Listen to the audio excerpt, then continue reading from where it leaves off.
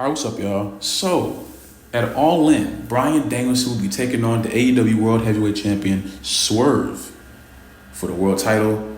I assume the main event, career versus title. So, if Swerve were to win, which he is, Bryan Danielson presumably will retire. Now, this is my thing with this.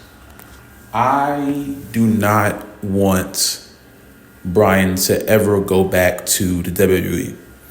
And I say that because I didn't realize, me personally, I didn't realize how great Bryan was until he left. And not many wrestlers have left the WWE and proved to me how good they are when they go to somewhere else like AEW or TNA or something like that.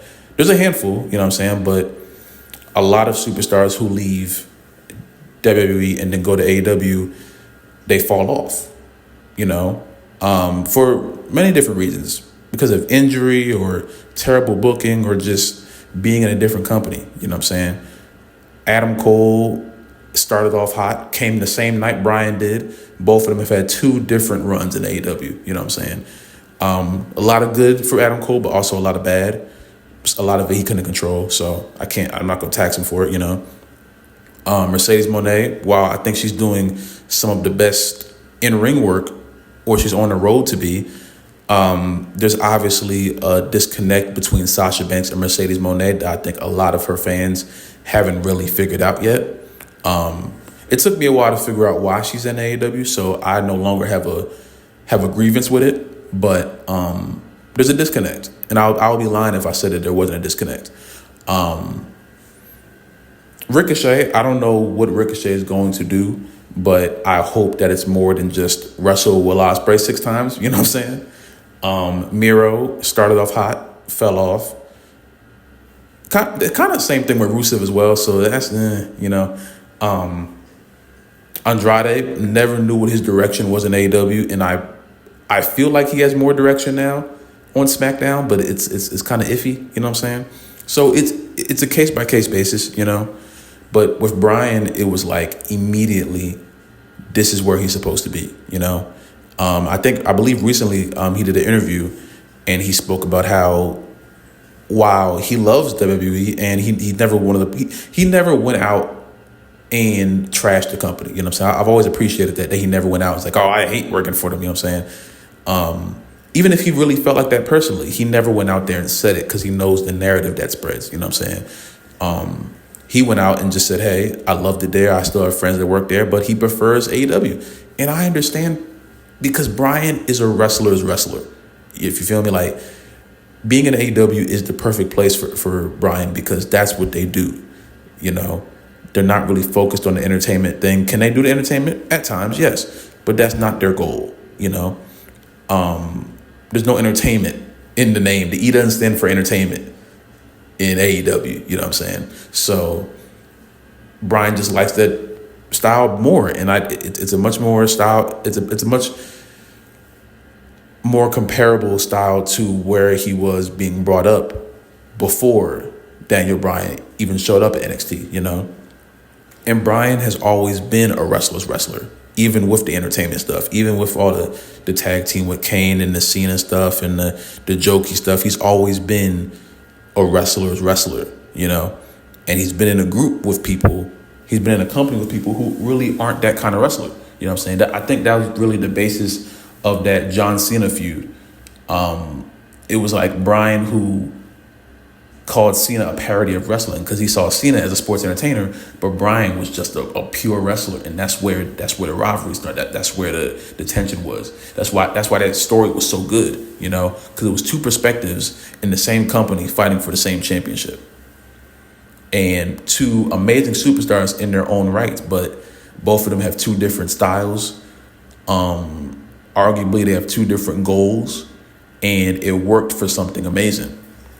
So when you take Bryan and put him in a group with a whole bunch of wrestlers, like Omega and Ospreay, Hangman, and you create gold. I think what really pushed for Bryan to be the greatest wrestler in the world for me is his AEW run. If Bryan never left, WWE, I don't even think he would be in my top 5 like best wrestlers currently in the world. And that doesn't mean that he's not that. It just means that me personally, I wouldn't have seen it because they didn't do a good job of presenting it.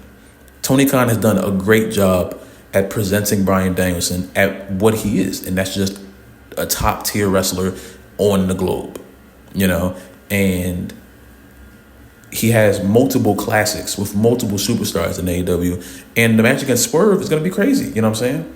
Arguably the best Iron match of all time with MJF.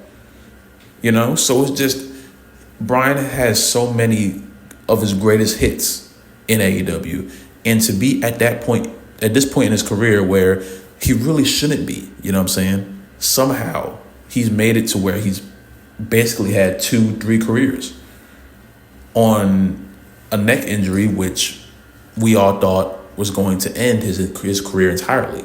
You know what I'm saying? So as much as I want Bryan to be AEW World Champion at some point, you know, and I will rejoice if he beats Swerve. Swerve needs this a lot more. And I think Bryan knows, I already know that Bryan said that he didn't want to be AEW World Champion. So I assume Tony's going to accept that with Bryan. You know what I'm saying? I don't think he would put a belt on him knowing that Bryan doesn't want to be a champion. But yeah, I just think Bryan is one of the crown jewels of AEW. And whenever he does retire, assuming that it's immediately after he loses to Swerve, I hope he stays in AEW just as far as creative goes, because Lord knows they need it. I hope he just doesn't go away. You know, I hope he stays there like a management role or something like that, because the world of wrestling needs people like Bryan Danielson. A mind of wrestling, a body of wrestling, a resume that is Hall of Fame worthy in both companies, in multiple companies, you know. And I think it should be broadcasted. You know, I think Bryan is way too overlooked. And when we talk about like the greatest of all time conversations, Bryan is way too overlooked. And I don't appreciate that, because he's done things that a lot of wrestlers will have to dream of.